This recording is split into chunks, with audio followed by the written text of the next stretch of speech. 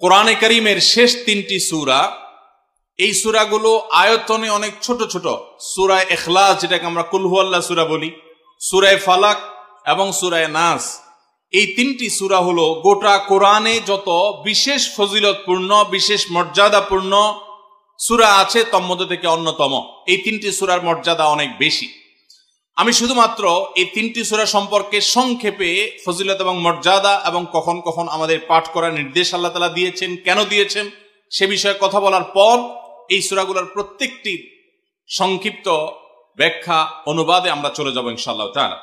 সম্মানিত উপস্থিতি, সূরা ইখলাস, সূরা ফালাক, সূরা নাস, সূরা কুল হুয়াল্লাহ, সূরা কুল আউযু বিরাব্বিল ফালাক, সূরা কুল আউযু বিরাব্বিন নাস, এগুলা যার যার মুখস্থ আছে একটু হাত তোলেন সবাই।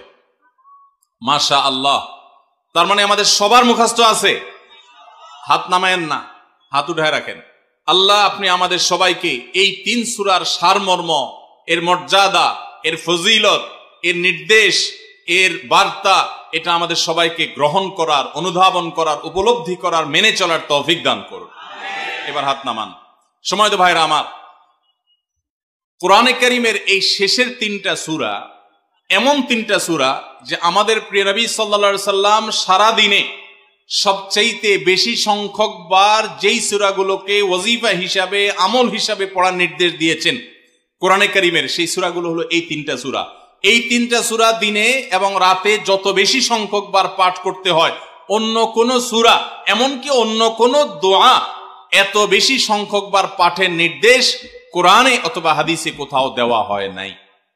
তাহলে এই তিনটা সূরার মর্যাদা, এর কি মর্তবা, এর কি বৈশিষ্ট্য, এর কি মাহাত্ম্য আছে সেটা বুঝবার জন্য আর কিছুর প্রয়োজন নাই। এই একটি কথা যথেষ্ট যে দিন এবং রাত 24 ঘন্টার ভেতরে কোরআনে কারীমের এই শেষ তিনটা সূরা, সূরা ইখলাস, সূরা ফালাক, সূরা নাস, এগুলোকে যত বেশি সংখ্যক বার নবী সাল্লাল্লাহু আলাইহি সাল্লাম পড়ার নির্দেশ দিয়েছেন, তিনি নিজে পাঠ করতেন, এত বেশি সংখ্যক বার অন্য আর কোন দোয়া, আর কোন সূরা, আর কোন আয়াত, আর কোনো কিছু পাঠ করার নির্দেশ আমাদেরকে কোরআন হাদিস দেয় নাই। এখান থেকে এই তিনটার সূরা যে আল্লাহর কাছে কত গুরুত্বপূর্ণ, নবী সাল্লাল্লাহু আলাইহি সাল্লামের কাছে কত গুরুত্বপূর্ণ যে রিপিটেডলি এত বেশি সংখ্যক বার পাঠ করার নির্দেশ দেওয়া হয়েছে, এটা পরিষ্কারভাবে বোঝা যায় কি যায় না বলেন? সম্মানিত ভাইরা আমার, সূরা ইখলাস, সূরা ফালাক, সূরা নাস, এই তিন সূরা দিন এবং রাত সব মিলিয়ে আমাদের প্রিয় নবী সাল্লাল্লাহু আলাইহি ওয়াসাল্লাম তিন জায়গায় তিনি তিন সময় এই সূরাগুলো পাঠ করতেন। একটা হলো সকাল এবং সন্ধ্যায়। সকাল এবং সন্ধ্যায় নবী করিম সাল্লাল্লাহু আলাইহি ওয়াসাল্লাম তিন কুল পড়তেন। এটাকে সংক্ষেপে বলা হয় তিন কুল। যেহেতু তিন সূরার শুরুতে কুল শব্দটা আছে, এই জন্য সংক্ষেপে বলা হয় তিন কুল। এই তিন কুল ইখলাস, ফালাক, নাস, এই শেষের তিনটা সূরা কোরআনের, এই তিনটা সূরাকে আমাদের প্রিয় নবী সাল্লাল্লাহু আলাইহি ওয়াসাল্লাম সকাল সন্ধ্যায় পড়তেন। একটা টাইম পাইলাম, কোন টাইমে পড়তেন? সকাল এবং সন্ধ্যায়। সকাল এবং সন্ধ্যার পাশাপাশি তিনি রাতে ঘুমানোর আগে আবার পড়তেন। তাহলে দুইটা টাইম পাইলাম।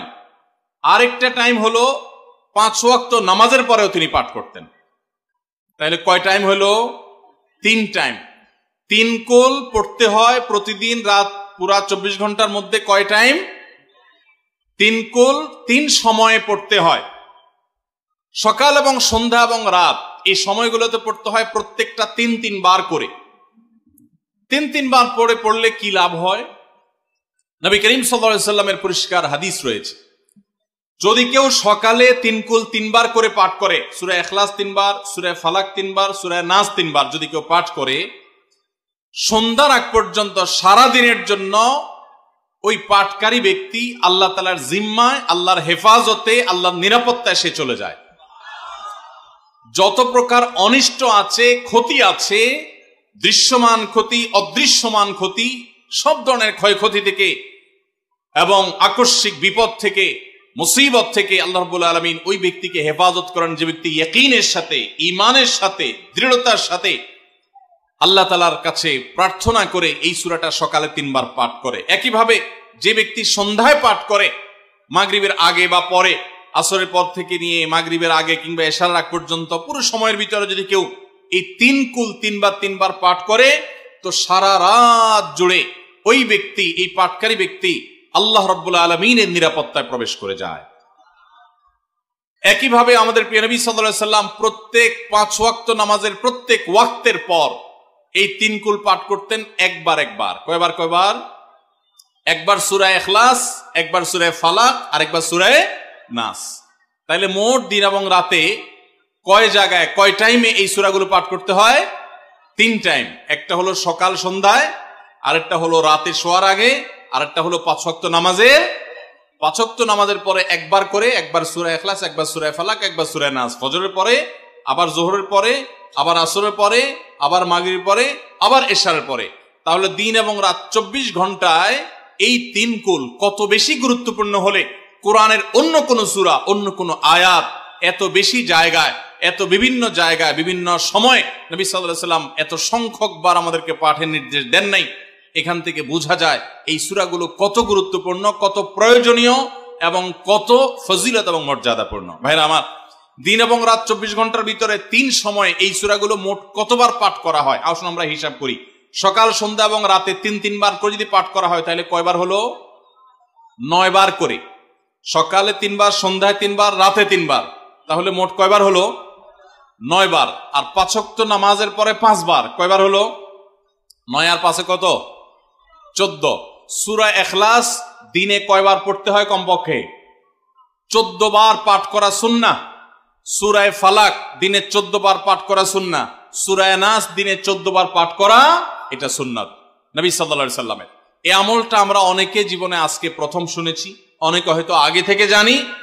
আমি এই ফজিলত এবং মর্যাদার কথা যে বললাম, আল্লাহ নবী সাল্লাল্লাহু আলাইহি সাল্লাম যে বলেছেন সকালে পড়লে সারা দিন, সন্ধ্যা পড়লে সারা রাত, রাতে শোয়ার সময় পড়লে, বিশেষ করে রাতে মানুষ ঘুমন্ত অবস্থায় নানা রকমের ক্ষয়ক্ষতির আশঙ্কা থাকে, এই সব ধরনের ক্ষয়ক্ষতি থেকে আল্লাহর নিরাপত্তা এসে চলে আসে। আল্লাহ তার হেফাজতের জিম্মাদারি নিয়ে নেন, দায়িত্বশীল হয়ে যান। সবকিছু থেকে যথেষ্ট, সবকিছু থেকে আল্লাহ তাআলা তাকে নিরাপদ করে দেন। এই বিশ্বাস, এই ইয়াকিন নবী সাল্লাল্লাহু আলাইহি সাল্লামের কথার প্রতি আমাদের আছে না নাই? তাহলে এই সূরাগুলো আমরা আজ থেকে আমল করব তো ইনশাআল্লাহ। এই 3 কুল সকাল সন্ধ্যায় এবং রাতে ঘুমানোর আগে এটা পাঠ করার একটা বিশেষ পদ্ধতি আছে। সেটা হলো নবী করিম সাল্লাল্লাহু আলাইহি সাল্লাম শিক্ষা দিয়েছেন এই 3 কুল, সূরা ইখলাস 3 বার পড়বেন, সূরা ফালাক 3 বার পড়বেন, সূরা নাস 3 বার পড়বেন। পড়ে 2 হাতকে এরকম কোষ করবেন, এভাবে কোষ করবেন। কোষ করে এই কোষের মধ্যে ফু দিবেন। নিজের কোষের ভিতরে 3 বার পড়ে ফু দিয়ে এরপর সেটাকে পুরা শরীরের মধ্যে মুছে ফেলবেন। যেখানে যেখানে হাত নেওয়া সম্ভব হয়, শরীরের যতটুকু জায়গা হাত নেওয়া সম্ভব হয়, সামনে পেছনে চেষ্টা করে যতটুকু সম্ভব হয় ততটুকু মাসা করবেন, মুছবেন হাত দিয়ে।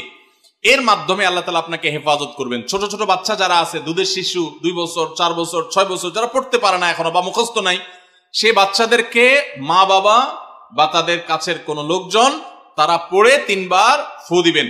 আবার 3 বার পড়ে নিজের ছেলে মেয়ের সবার শরীরে ফু দিয়েন না, প্রত্যেকের জন্য 3 বার। আপনারটা আপনি করবেন, বাচ্চাটা বাচ্চাকে করে দিবেন।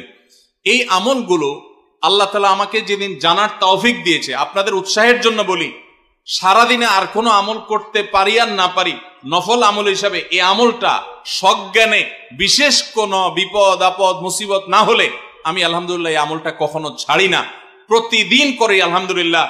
আজকেও শুরুতেও এই আমলটা আমি করে নিয়েছি। আপনারা সবাই আমলটা করবেন তো ইনশাআল্লাহ? কে কে নিয়ত করছেন আজ থেকে 3 কুল এই 3 টাইম জীবনে কখনো ছাড়বেন না? একটু দাঁড়ায় হাতটা তুলে আল্লাহকে দেখাই দেন। সবাই নিয়ত করছেন তো? আল্লাহ আমাদের সবার হাতগুলোকে কবুল আর মঞ্জুর করে নিন। আল্লাহ তাআলা আমাদের সকল ক্ষয়ক্ষতি থেকে হেফাজতের জন্য আল্লাহ একাই যথেষ্ট হয়ে যান। ভাইরা আমার, তাহলে 3 কুলের আমলটা করবো তো ইনশাআল্লাহ? 3 কুল সম্পর্কে আরো অনেক কথা বলার আছে, এই 3 কুলের ফজিলত এবং মর্যাদা নিয়ে আরো বহু কথা শোনাবার আছে, কিন্তু আমি শুধুমাত্র এটুকু যথেষ্ট মনে করি আমলের জন্য। আমরা এটাকে আমল করব। আমাদের সারা দিনে সারা রাতে কত রকমের বিপদ আপদের ভয় থাকে, আশঙ্কা থাকে।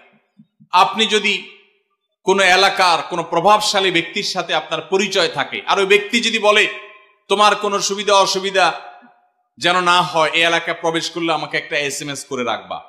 ওই এলাকার থানা পর্যায়ে হলো ওসি সাহেব, জেলা পর্যায়ে হলে SP সাহেব, DC সাহেবের সাথে আপনার খুব হট লিঙ্ক, খুব ভালো সম্পর্ক, তিনি আপনাকে ভালো জানেন। আপনাকে বলে দিয়েছে তুমি সেখানে গেলে তুমি আমাকে শুধু SMS করবা, আপনি SMS করেছেন, তিনি রিপ্লাই দিয়ে বলেছেন ঠিক আছে তুমি এলাকায় ঢুকছো, আমি দেখতেছি, অসুবিধা নেই। ওই এলাকায় আপনাকে কেউ ডিস্টার্ব করলে, কেউ আপনার ক্ষতি করতে চাইলে, কোন অসুবিধা করতে চাইলে আপনার কোনো ভয় হবে? কারণ প্রশাসনের ব্যক্তিরা আপনাকে অভয় দিয়েছেন, তারা আপনার সাথে আছেন, তদারকি